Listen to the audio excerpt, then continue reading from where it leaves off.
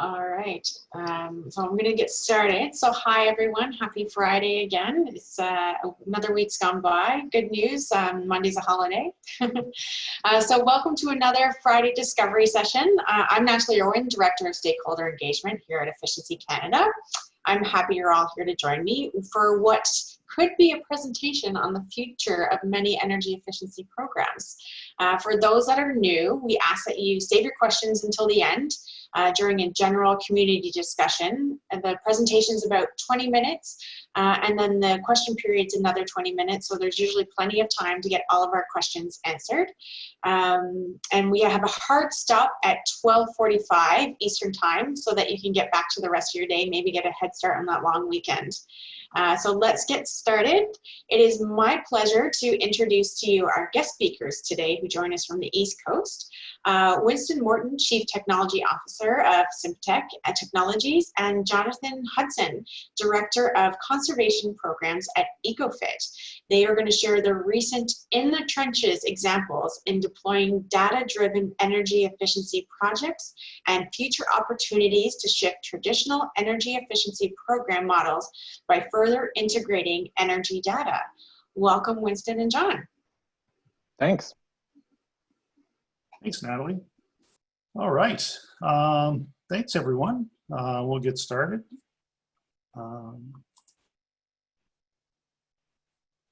My name's Winston Morton. Thanks, Natalie, so much for inviting us on and Efficiency Canada and our partners at EcoFitt for the invitation. We're excited about speaking on this topic, and I thought we'd just take a minute or so just to introduce both EcoFitt and SimpTek. So SimpTek's an energy analytics company. We're about 6 years old. We do work in Canada, the US, and a few other spots in the world on basically energy analytics.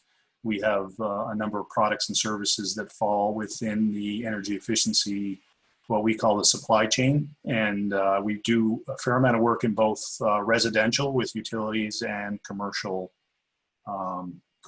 building owners. And Jonathan, I'll hand it over to you.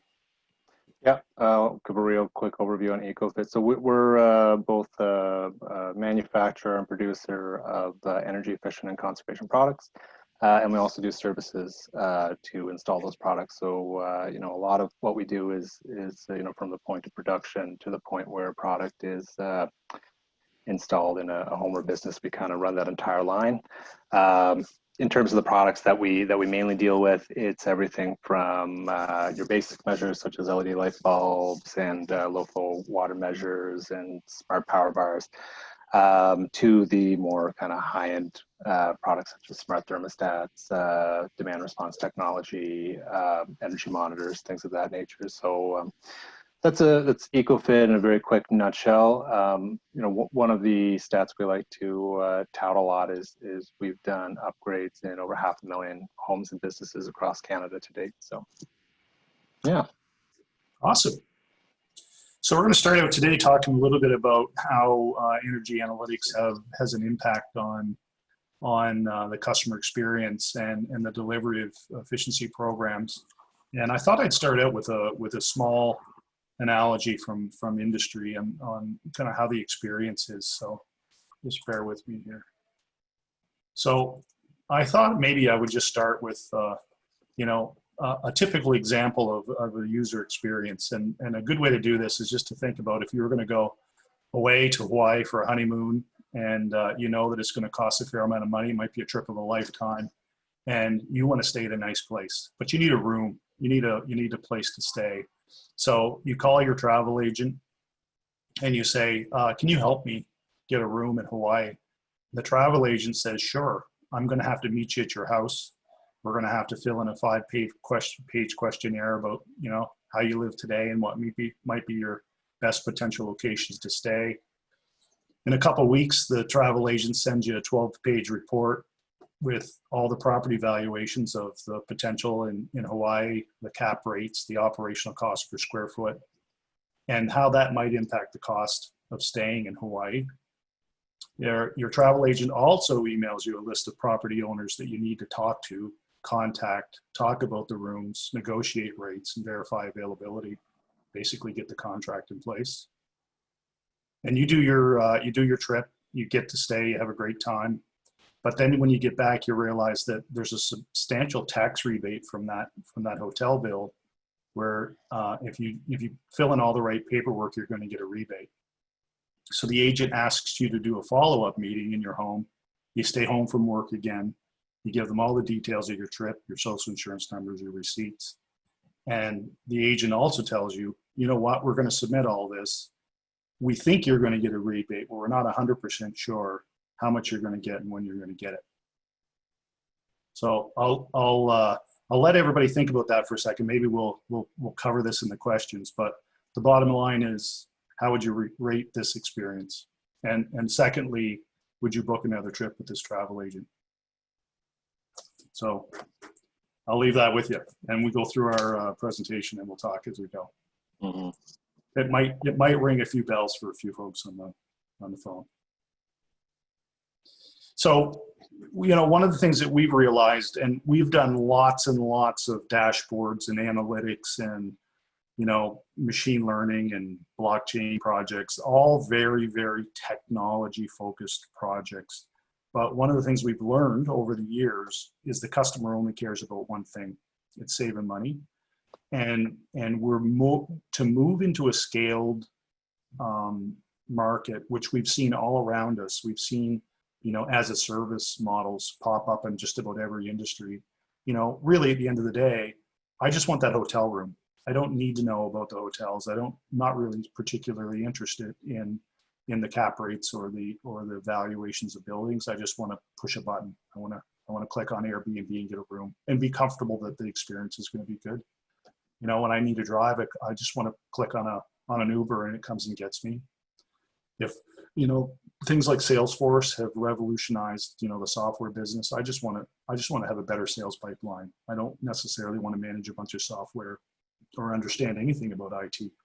So one of the things that we're putting the burden on our building owners, whether that's commercial or residential, is we're throwing a lot of things at the building owner.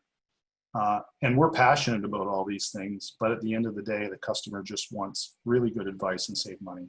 And so we always have to kind of pull ourselves back.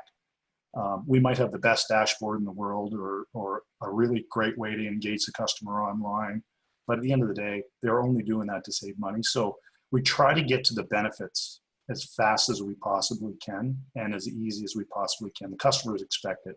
Winston, you know, I think you make a really good point on the customer experience, and I think you know that in itself is a good reason to kind of evaluate how we've been, you know, the model we use to deliver energy efficiency programs. But you know, something that has been top of mind for me, especially with you know, the climate crisis and the recent announcement from Minister O'Regan, is that, you know, our industry is in the near future very likely going to face a bit of a capacity challenge. You know, we're now committed, which is great news. We're committed to the 3% club, but that's a 3% increased energy efficiency target on an annual basis. And with that, you know, we now have to figure out how we're going to scale and meet those targets.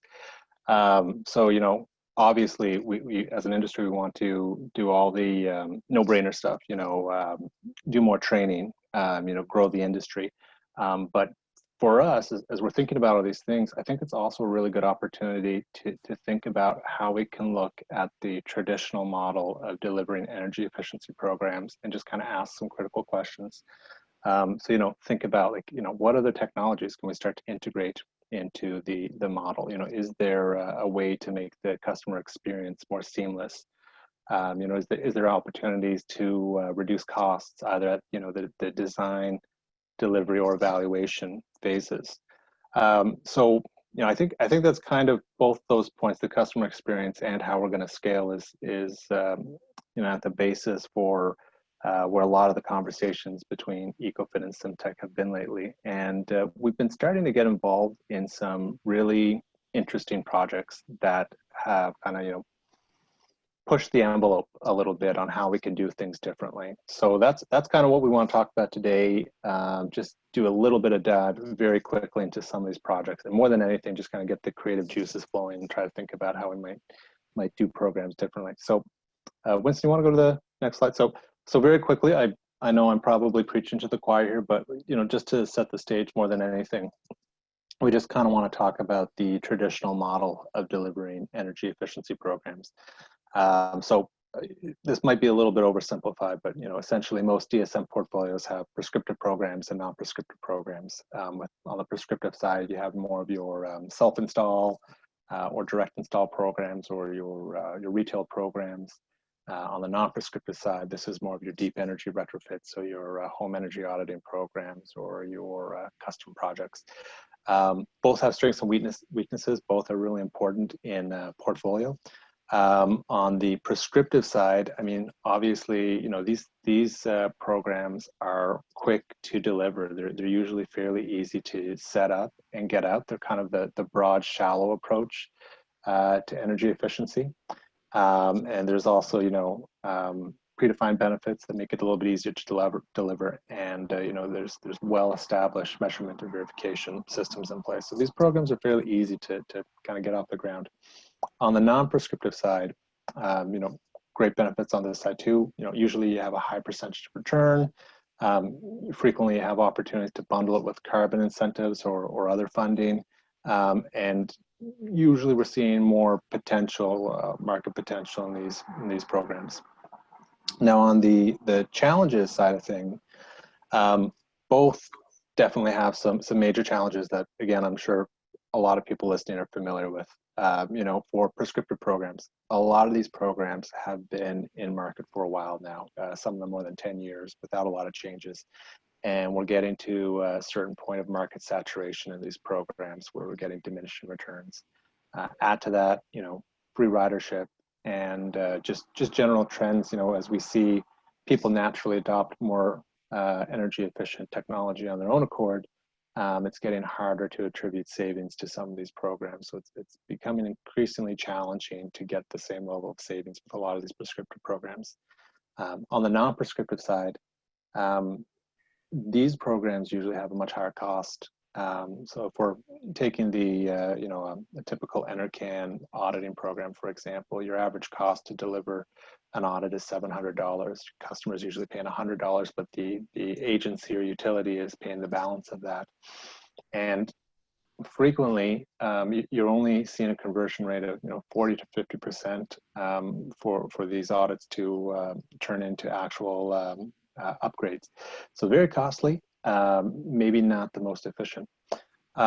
Where we have been having some really interesting discussions with SimpTek is, thinking about how we might be able to take some of the best prescriptive programs in terms of how they are deployed and apply that to non-prescriptive programs. And again, a lot of this is theoretical now, but we're starting to get in some cool projects that we're seeing some potential. So Winston, I'll hand it back over to you and you can kind of elaborate on that a little bit. Thanks, John. Yeah, so one of the things that we recognized is for scale, you need repeatability. And if we have a custom non-prescriptive project every single time, it's very, very difficult to scale in a large market. When we're talking about tripling the size of an industry, we've got to figure out how we can get some prescriptive-like characteristics into that non-prescriptive program.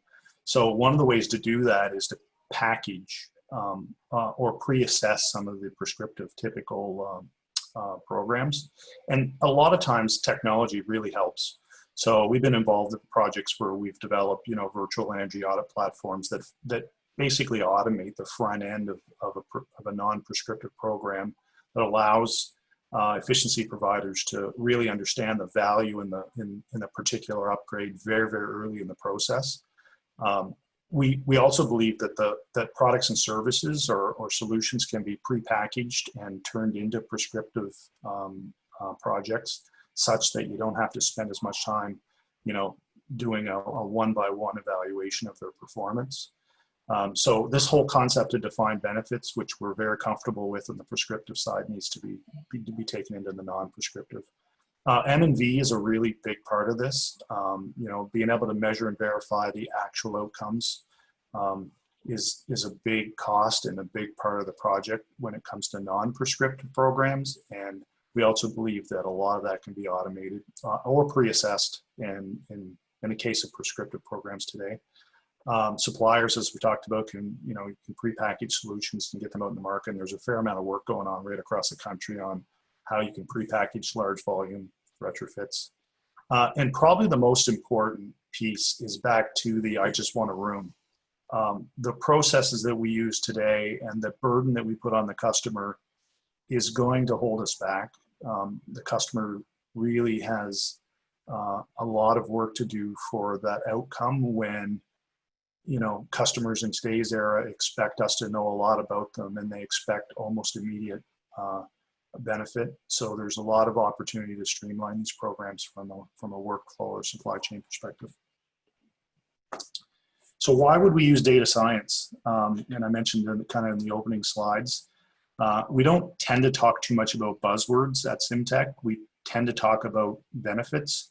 And so one of the things that we find is, there's a lot of data available for these programs to be optimized. And, we all talk about the struggles of sharing data and moving data around and making data available. But at the end of the day, most of the time, the data can really help improve the speed and the return on some of these projects. So, really, if we're going to crank up the retrofit business, we've got to get the qualified funnel really flying. Anybody that's been in the sales business before, it's all about your leads. That all feeds down into a qualified customer and then a successful project. We do see a substantial drop off in deep energy retrofits after assessment. We think that can be done a lot better in the market. Increase the conversion rate, so that's the drop off. Allow customers to deselect out of the program before we spend a lot of money. Focus on where you can get your maximum benefit. Today, the customer, we're fairly far down the retrofit road before a customer can say, I'm not interested in this. And that same amount of resources can be spent on high value customers. And so customers would actually really prefer to know upfront when there's not a lot of interest, in an upgrade. Determine the right tool for the right job. It seems as though we use tools today because they're there rather than they're the right fit. And I think one of the things we can do is optimize our programs to probably right fit tools and processes for the type of retrofits we're doing. We still see a lot of, heating upgrades is a good example. Generally, they're quite prescriptive when you convert from one type of heating to another. Most of the time we can model that quite accurately. Why are we doing full on-site building envelope assessments when we know with a high degree of probability what the upgrade's going to result in from a savings perspective? So why put the customer and the cost through when you can do it? There's a better way to skin that cat. The other thing that happens with data science is you can actually provide a lot of upfront data to the operators or the program providers on actual market level data. And what I mean by that is if you pre-assess very large markets by doing things like virtual audits, you can inform efficiency programs and demand shift response. You can plan for financing programs and PACE programs at a lot more granular way with a higher probability and lower risk from the point of view of rolling out a program. I feel like we're going through a lot of stuff without questions, so I hope people are, Natalie, hopefully we're capturing that and we'll get it at the end. Yeah, exactly. So how do we do this? We kind of use a philosophy of measure, analyze, and act at SimpTek, and the way we do that is none of these things are necessarily straightforward. So we try to let customers and partners take bite-sized pieces out of their programs and work on them. We don't believe that anybody's going to do a full soup to nuts kind of deployment of these programs. We're going to have to chip away and work well on each one of these phases. So we've spent a lot of time building platforms that can measure and take data in from large scale, bill analysis and, both real time and monthly meters and models and building attributes. And we use that technology to allow program designers to understand both the retrofit opportunities or the efficiency opportunities and know their customer better before they ever start down the path of providing advice. And then the second part of this analyze is, provide good advice. Provide it quickly, provide it cheaply, and provide it conveniently. The customer, again, generally just wants to know what to do. Let's not put the burden on the customer to read a 12-page report when a one-page report with a most likely savings project can be outlined. That's probably one of the feedbacks that we've gotten most commonly when we're working with customers and efficiency providers. And then the last piece, which is the toughest piece, and it takes the whole industry to get on board, is how do we get the benefits in the hands of the customer easily? So that means building smart marketplaces with automatic product matching. Avoid the customer going out and trying to figure out how to develop an energy efficiency project on their own. Provide something that's reliable and achievable as a turnkey service, so that way the customer has less burden. That's where we're getting a lot of the drop-offs in these programs, and it's traditionally something that falls outside the purview of the efficiency companies today. They say, here's your advice, good luck, let us know what you did. We wanted to present a little bit of an example for design, delivery, and evaluation. So we're working on a really cool project right now with Newfoundland Power. So the three partners on the project is EcoFitt, SimpTek, and then we have Conler as well, which is doing the design and evaluation strategy for the project. So we thought this really spoke to the design applications. I'll give a very quick summary of this project. So the primary objective is more than anything a load research analysis study. So they're seeing an increasing amount of ductless heat pumps installed in Newfoundland, and Newfoundland Power is interested in finding out what kind of impact this is going to have on the grid. But the secondary objective is actually to look at the efficiency and demand savings of these heat pumps, and that's where it kind of gets interesting. So what we did for this study is we installed 265 energy monitors across the Newfoundland Power territory. And with these energy monitors, we're installing them on the panel. We have one feed on the main line and one feed on the actual heat pump, and we're collecting the data at 5-minute intervals. So we have live 5-minute interval data.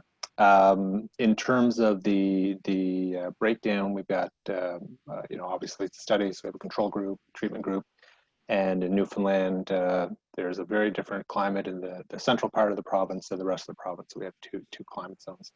So we started this project in October, did most of the installations in November and December, and we've just kind of have finalized the data for the first heating season. This goes all the way to next year, so we'll have a full year of data. But the interesting thing that this does is, some utilities agencies, when they're designing heat pump programs, they're going off of assumptions or your best data that you have available.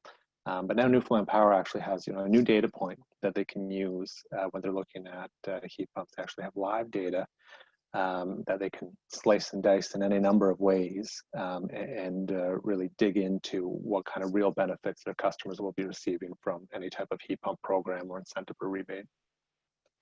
So I'll leave it there, Winston, and you want to jump into the next example? Yeah, so next example is on the program delivery side. So, SimpTek partnered with Efficiency One and with the support of NRCan last year, rolled out a product called the Intelligent Energy Supply Chain Project. And really, that's a terrible title, but what it really means is, how do we optimize the delivery programs? Most of us know Efficiency Nova Scotia is we're 15 years into developing these programs. They're quite sophisticated when it comes to rolling them out, but they realize that to impact real big savings on the delivery side, they need to find some optimized ways to get the benefits in the hands of the customer. So we deployed virtual energy assessments, and that required us to build out some machine learning processes and virtual audits. But as importantly as that, we had to find a good way to share data with customers and really kickstart the program deliverables such that a remote auditor, which would be the same training as an on-site auditor, would also provide assistance to that customer to kind of go through the program. We're getting fairly similar results from the point of view of accuracy and program outputs. And now we're working on how do we kind of use not necessarily a diversion, but an alternative path for customers to get full, rebates and program benefits, but not having to visit the customer on site, making it very streamlined and saving time and effort for both E1 and the customer. One of the main things of this program is to pre-qualify, let the customer see the likely savings and the likely upgrades up front without ever having to visit the customer or the customer doing anything. The last one is program evaluation. So we do a lot of work with NB Power in New Brunswick, and one of the things we did do is add an automated measurement verification and data collection method to their traditional peak rebate program that's been in the market a number of years. And they found that very quickly that real-time data collection provides super feedback to the product team. But more importantly, the automated measurement verification allows them to provide their incentives back to customers really quickly, and it reduce the overall cost of delivery and increase the experience for the customer. So they've seen great uptake on that in the last year, and we're actually expanding that program for next year. And that's it from the program point of view. I think the last point that I think Jon and I had a discussion before this call is we don't want to, talk about products and services in a bubble. This is a very large industry-wide change that we're trying to implement. And so it does take a village. It takes lots of technology providers. It takes service providers. It takes utilities to kind of, be a little bit forward thinking, but it's an important goal. And we think that we're going to need a lot of help as we move in this path. So Jon, I don't know if you have any closing comments. No, I think you summed up my sentiments very well. Yeah, I would say that it takes a sector. It takes a sector. Yeah. So thank you so much for that insightful presentation, Winston and Jonathan. And let me just say, Winston, like pretty much everyone here today, I'm also a customer myself. So on behalf of us customers, I'd like to say thank you for the plug for less paperwork. Always appreciated. So I'm going to open the floor to questions now. I see we have a few there. Just a reminder, if you want to ask your question yourself, just raise your hand using Zoom, and then I can unmute your line. But if not, you can always just type in the Q&A box at the bottom of your screen, and I can narrate your question for you. So we'll get started here. The first question I saw came in from Sarah. It's a two-part question. One is your heat pump load forecasting the report? Will it be available to the public?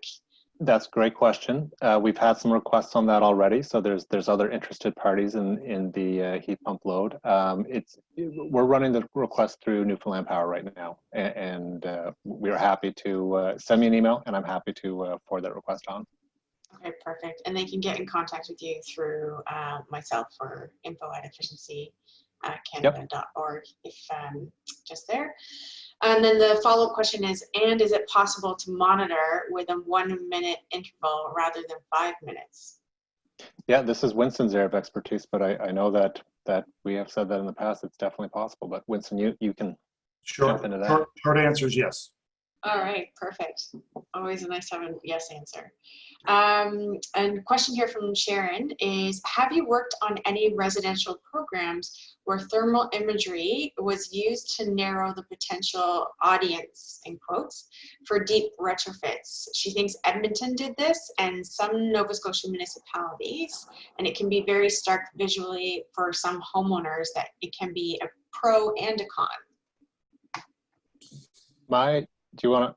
No, go ahead. I'll quickly say. So my experience with thermal imaging, it's mainly used in residential auditing programs.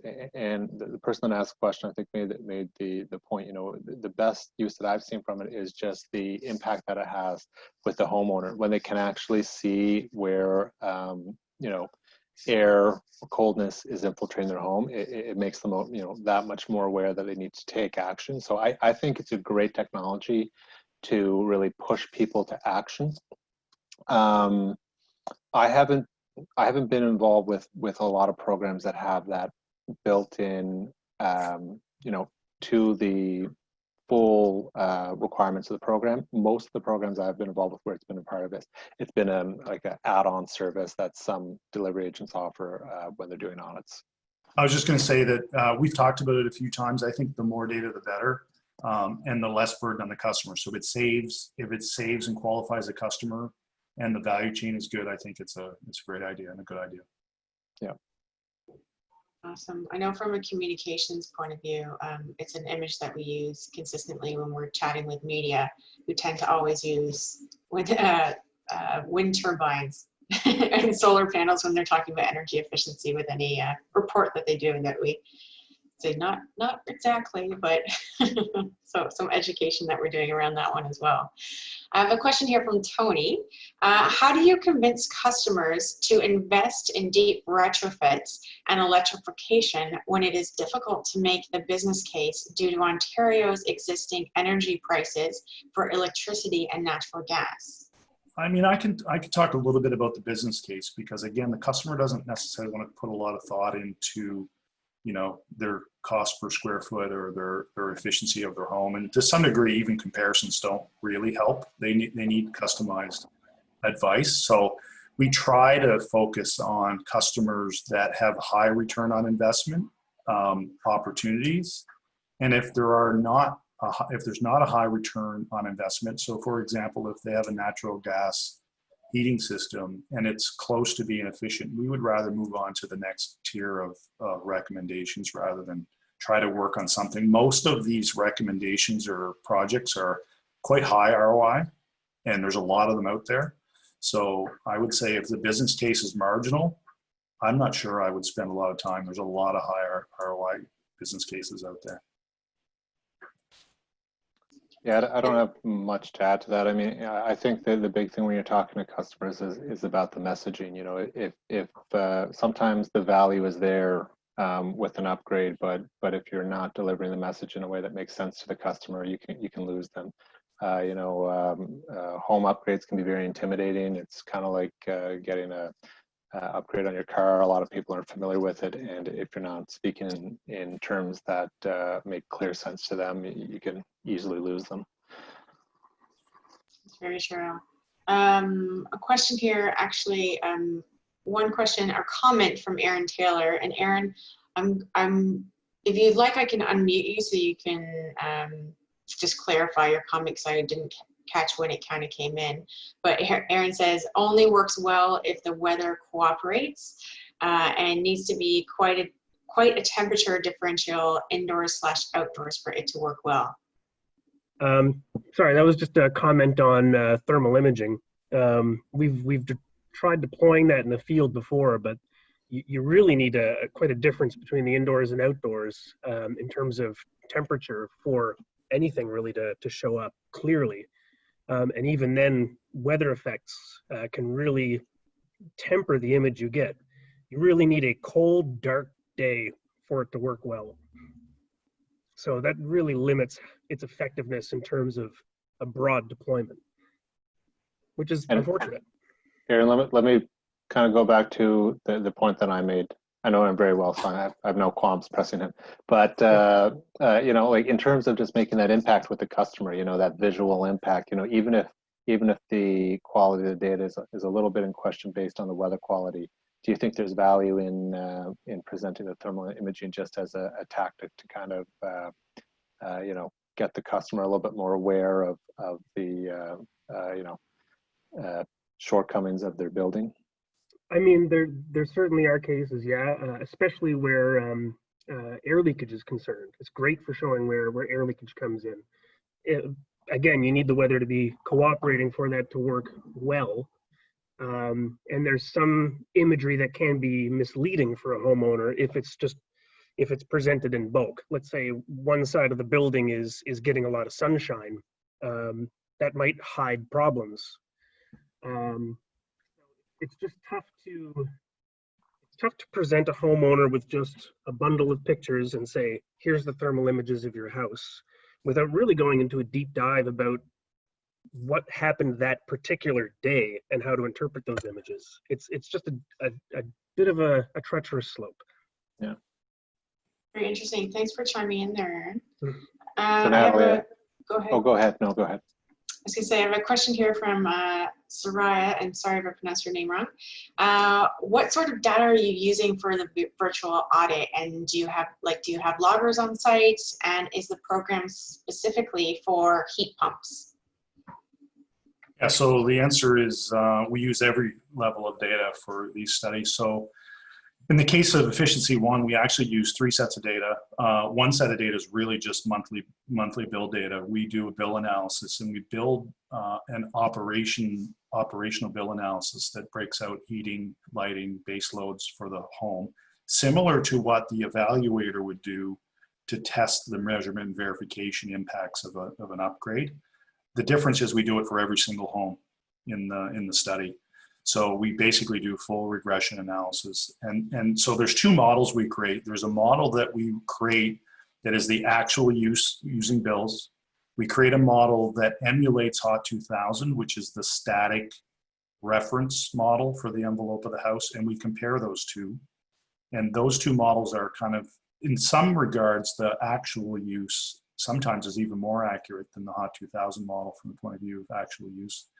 And then the last piece is we have a certain percentage of homes on actual loggers, real-time loggers, and we use that as a source of truth to compare both of those models against. There's a question as well from Sarah on how accurate virtual energy audit compared to on-site auditing.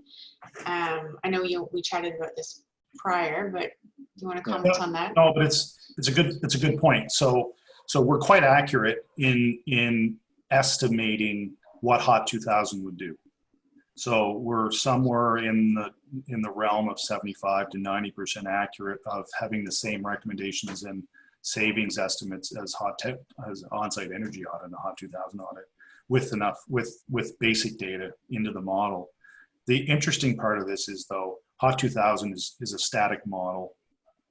It actually doesn't reflect the actual energy use. So we use both that and building analysis to come up with a full picture of the home. So accuracy is pretty high.